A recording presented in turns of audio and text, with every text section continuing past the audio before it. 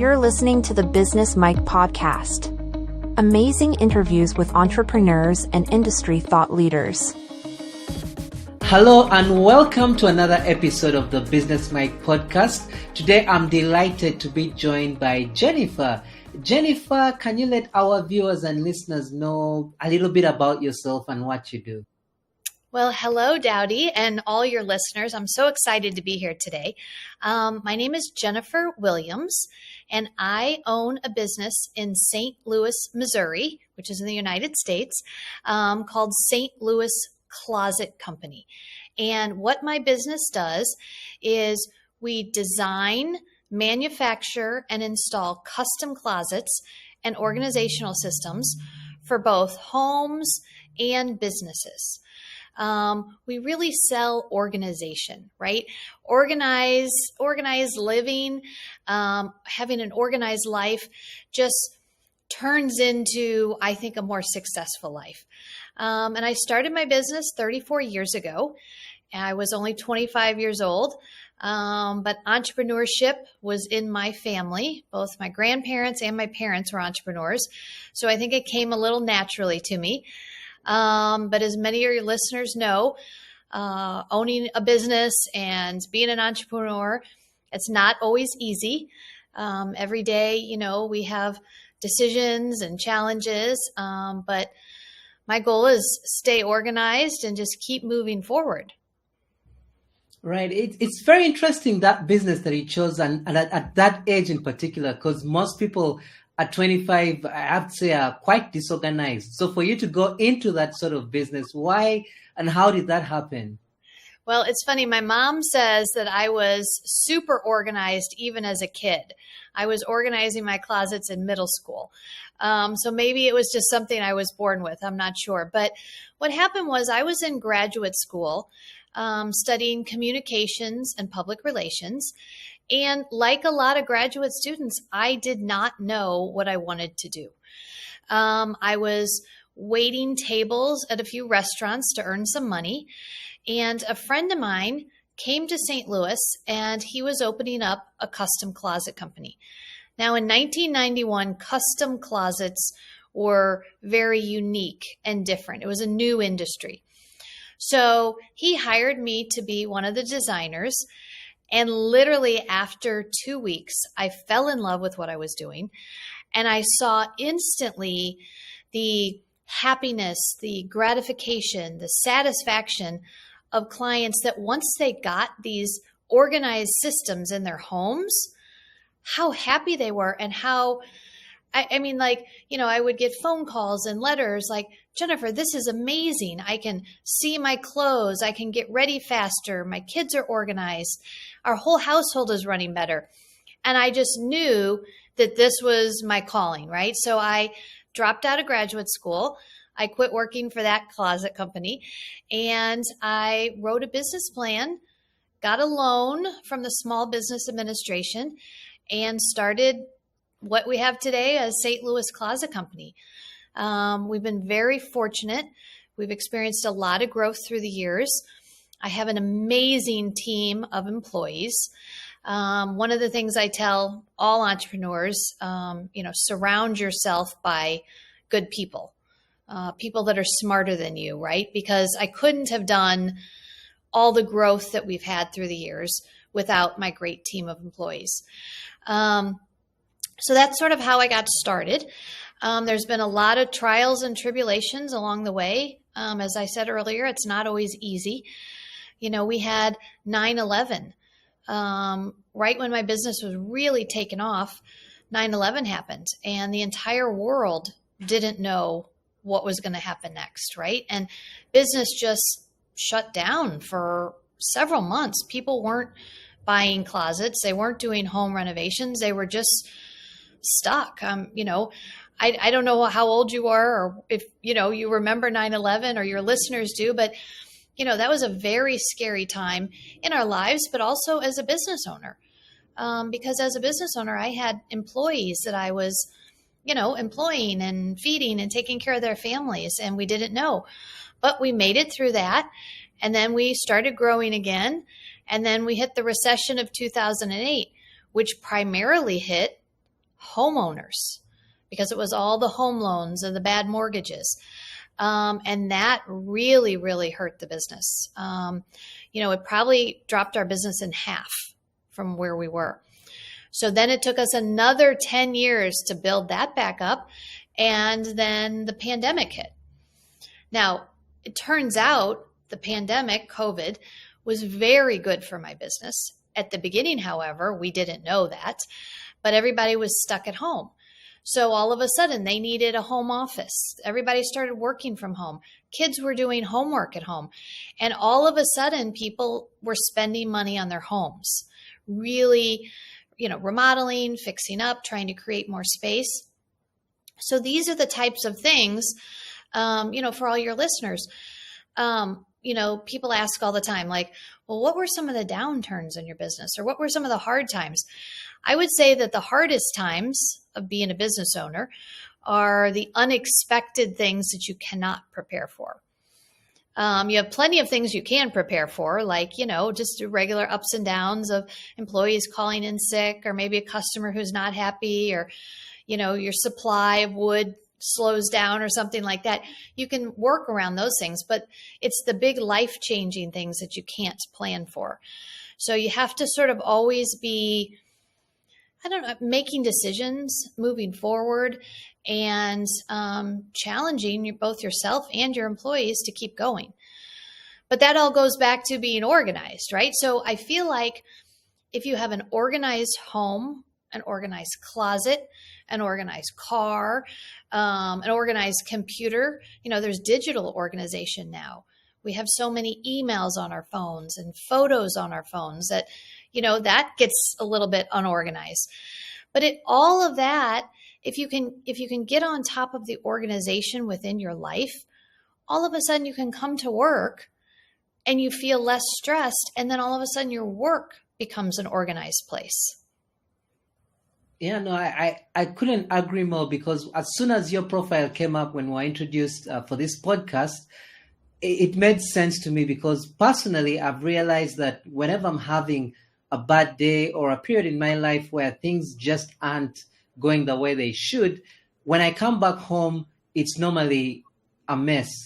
Especially your intimate space, like the bedroom, like the closet, those places are normally out of order, and it transfers to the rest of your activities outside that intimate space. So I'm a huge believer in the fact that if your intimate space, that would be your bedroom or your closet, if it's arranged and organized, then that has a knock-on effect on how the rest of your day is going to be, basically.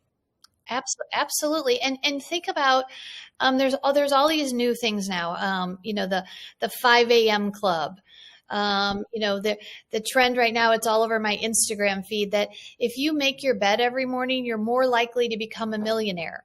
Well, imagine if you wake up every morning and you open your closet to get ready for the day, right? If you can see your clothes, you can see your shoes, you can find the things that you want to put on, and it's organized. And maybe you've gone through your clothing and you've taken out all of the clutter. Our lives are full of clutter, right? They're visual clutter, actual clutter, digital clutter.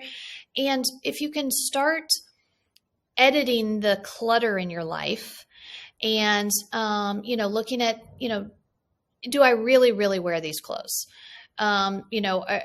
Do they fit me? Like be realistic about it. Am I going to really ever wear this? Is this ripped? Is this torn?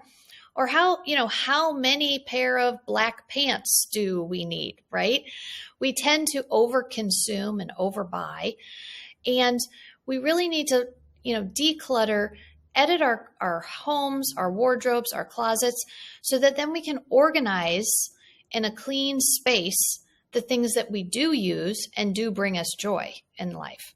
I'm not saying get rid of all your clothes, right? We're not going to do that. But imagine if you open your closet every day and your shoes are all displayed nicely on shoe shelves.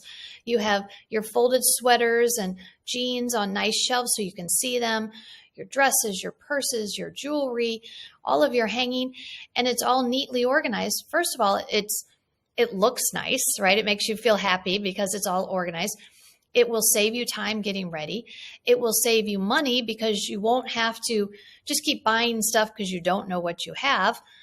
But then finally, it allows your clothing and your shoes and your purses, which is an actual investment, to be taken care of better, right? Because how many of us just have that maybe one shelf and one pole, and you just throw everything in the bottom, and the shoes get scuffed up and the clothes get all wrinkled? Well, if you have an organized closet, which is where you start your day, all of those things come into place.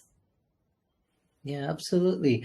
I just have a question, and that's to do because when I think of a closet space, I'm going to look at it from two perspectives. The first perspective is this individual who is single. So they know exactly what they want. They know how to arrange their stuff. And then there's the second perspective of a couple. Now, there are two types of couples. There are couples that have already lived together and they know how they want their closet space to be arranged. But then there's a couple who've just met, and now getting the closet space done from your perspective might be a challenge because maybe they have conflicting points of view. So my question is, number one, how do you normally handle those situations, if at all they come up? And then number two, what does it take for somebody to transition from viewing a closet space as an individual to now viewing it as a shared quote unquote space where you have to reframe your mind to accommodate other people in your area or space? Well, that's a great question. And it happens every day. The woman usually has more of the closet space than the man. And there is always one person in a relationship that tends to be more organized than the other. But what I always say is, first of all, we offer free estimates. So we come in, we measure the space, we sort of inventory the clothing and the shoes and what you want to store in the area. And then we give you a 3D rendering design so you can see what it's going to look like. So all of that's done in advance. So they kind of understand the process and where their sections are going to be within the closet. But since everybody is so different, I think creating the systems, right, the basic structures and the systems allows even the most unorganized person to be organized. Because I think you can see maybe behind me a picture of a custom closet, and you can see, the shelves that go all the way from the floor to the top, and they have, shoes on them. So if you take a pair of shoes off those shelves to wear for the day, when you come home, there's a space available to put them right back. So that system is in place, that you can easily stay organized. And that really, really helps when you have a shared closet. There are plenty of our customers that go out of their way to make sure that they have two totally separate spaces because they don't want to share a closet.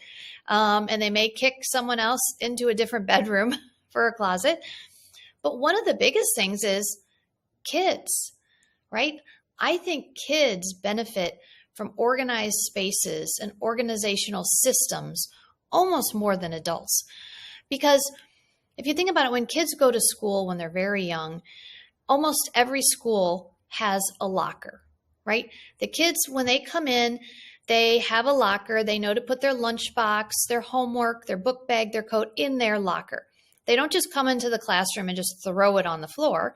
They know where their locker is. And then at the end of the day, they go to their locker, they take their stuff home. So imagine if you have a mudroom or a locker system at your home where each person in the family has their own space for their purse, their keys, their coats, their book bags, their homework. That right there gives your whole family a system so that the whole family starts benefiting from the organization. And then you move that system into your kids' bedrooms and their closets. We tell our kids, go clean up your bedroom, go clean up your toys. Well, if they don't have a place to put them, it's sort of hard to sort of convey and teach that concept. But if you have pull-out baskets or labeled bins for stuffed animals and toys and books, the kids know where to put stuff. So if you start teaching people when they're young, and kids love to help, they really do. They really love to get involved when they're very young and sort of have ownership of their own clothing, their own spaces, and helps keep the whole household organized. Yeah, absolutely. And based on what you've just said about the kids, that's now a perspective that I hadn't even considered. So when you are looking to give your customers the best possible service, what are some of the things that you would maybe look out for that perhaps somebody else in your industry might not consider? Those fine details that you want to make sure you look out for to make sure that the clients are happy. Well, we at St. Louis Closet Company, we manufacture everything that we install. So that's really, really important. Our closets are truly, truly custom. We cut every single piece for the closet because there's no two closets the same. Every house is different sizes, different heights, different flooring, different wall types. So everything is truly custom. So that's one of the biggest things, is offering a truly custom system, not trying to just put together parts and pieces that are already made that maybe don't fit well. But the other thing is, I try to have my customers look at the whole house, right? Because we'll do pantries, laundry rooms, garages, home offices, coat closets. We'll do everything and try to come up with a plan for the whole house, right? Because maybe you have a clutter issue. Maybe the whole family is struggling with organization. So look at the whole project, look at the whole house and come up with a master plan, but then start small, right? You don't want to ever take on organizing your whole house in one weekend, right? I mean, everybody will give up, be frustrated, and not get it done. So I always say start small, right? Start with a linen closet or a coat closet or a mudroom. Start somewhere that maybe everybody in the family uses this space. And just do one project at a time. Take everything out, clean the space, have the shelving built and organized, put everything back in, maybe buy, matching hangers or bins or baskets or hooks, things that really, really utilize that space. And then what happens is that sort of sense of joy from being organized in that one space starts snowballing. And then people are like, oh, okay, now let's do the pantry, because we all are in the pantry every day and it's a wreck. So let's do the pantry. And then it starts going into the different areas of the home. So I think, looking at it as a master plan, but then maybe starting slow and just taking on one area at a time so that you don't get overwhelmed and you don't just throw in the towel and give up. Yeah. Just a curious question. Do you have any clients that have closets in their workplaces? The closets in their workplaces or clothing? Yeah. Oh, yeah, absolutely. We actually, are you familiar with the singer Nelly? Nelly? Okay. All right. So he's a big St. Louis resident. We all love Nelly in St. Louis. For example, we recently just did his entire workplace/studio, and they have this really, really big, it was really 2 or 3 different rooms where they store all of their performance clothing, right? All of his dancers' costumes and outfits and all of the stuff that they take on the road when they travel. And so he had us install this beautiful giant storage area, which is just a big closet for all of that. So they have this massive closet at their workspace. Plus I got to meet Nelly, which was really fun. That was the highlight. Yeah. Yeah, that even sparks another question in my mind, because then I'm thinking, what about his tour bus? What about this, because these people have lots of clothes wherever they go, so it can create a knock-on effect on the different spaces where he's at. Well, like they were saying, when they're getting ready to go on tour, right? They all come into the studio and they all have to grab stuff and pack their suitcases and get everything ready and get it onto the buses. And they had stuff spread out all over the place and it wasn't organized. They couldn't see everything. And now we have different spaces designed for the dancer's clothes and his stuff and all the other areas. So it's much easier to pack and unpack. Another, business area that we've been doing, we install Murphy beds, which are the pull down beds that you pull down when you want to sleep and you put them away so that you have more floor space. We've been installing a lot of Murphy beds in firehouses for the firemen, because the firemen usually work for 24 hours at a time and they need a bed, but when they're off, they go home. So then their bed folds back up out of the way so the other fireman can have his bed fold down. Wow, that makes a lot of sense. And it's quite a unique way of thinking about space and utilizing it to make the most of it, while at the same time trying to declutter and become organized. So that's fascinating. Before we go, I just wanted to hear a story from you specifically regarding a positive customer feedback story. Somebody that you did a service for that was very happy, and why that particular feedback stood out to you. I'm sure there's a story or two that stand out. Absolutely. Well, just recently, we had installed closets for a customer 20 years ago. And she called and she said, I've been meaning to call. We have this, broken shelf in this one closet. I think my son stepped on it. Is there any way you could, come back out and fix this or repair it or replace it? And we have a lifetime warranty on our products. So as long as you own your home, we will, repair the products for. And we keep all of our designs on file from day one. So we were able to go get her file, look up the closet. We had the dimensions. We recut the shelf. We went back out. We replaced it. There was no charge. And she was astounded. She was absolutely astounded. She wrote us the most amazing Google review. And she said, in today's age where nothing is warranted, nothing is guaranteed, service is not what you want it to be. She said it was 20 years later and they were able to come out the same day and totally make this repair, and it's like new again. So, and then I loved it because she took her time and went out of her way to write this amazing review. And I've owned this business for 34 years. So it's like my baby. And customer service is number one. And, really for all entrepreneurs, it has to be, right? Customers and customer service are number one. And that's what allows you as a business to grow, because you get repeat business and you get referrals from those happy customers. And if you continue to make them happy, even after the sale, whether it's with the service or add-ons or extra closets in their house, they will be a lifelong raving fan, not just a customer. Yeah, absolutely. And in your case, 20 years on, and this customer is re-energized to, refer your business and give you a glowing review. So yeah, that it has a snowball effect that cannot be put on paper and calculated. You certainly can't. Yeah, exactly. Well, Jennifer, I want to thank you so much for joining us today. We've come to the end of the interview, but just before we let you go, do you have any parting words for our audience, especially those who are entrepreneurs who have their own businesses, something that you'd like to share with them as somebody that's been at this for over 30 years? Well, never give up, right? You're going to have good days and you're going to have bad days. And, continue to move forward, make decisions.